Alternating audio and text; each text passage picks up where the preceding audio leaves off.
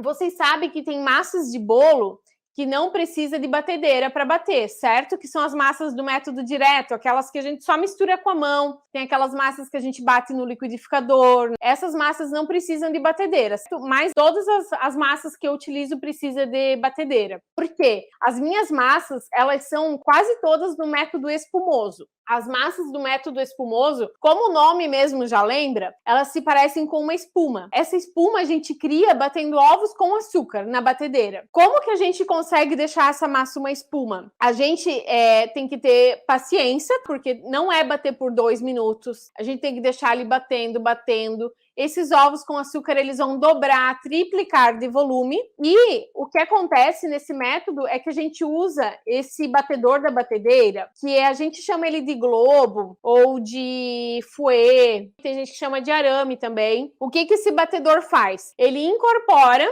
na massa microbolhas de ar. Então, todos esses arames aqui e o movimento da batedeira faz com que, sei lá quantas vezes, milhares de microbolhas de ar sejam inseridas na nossa massa. Tá? Por isso que é uma massa do método espumoso. São milhares de microbolhas de ar dispersas nessa massa de ovo e açúcar. Esse tipo de massa fica muito aerado e fofinho e leve a massa. E elas são ideais para bolos recheados em camadas, principalmente esses bolos que eu gosto de fazer. Por quê? Como elas são muito fofinhas e maleáveis, elas absorvem a umidade da calda e dos recheios do bolo. E aí a gente tem um bolo molhadinho. Então, por isso que eu gosto de usar as massas do método espumoso no meu bolo. Absorve os sabores e fica um bolo molhadinho. Fica um bolo leve, gostoso, fofinho, aerado.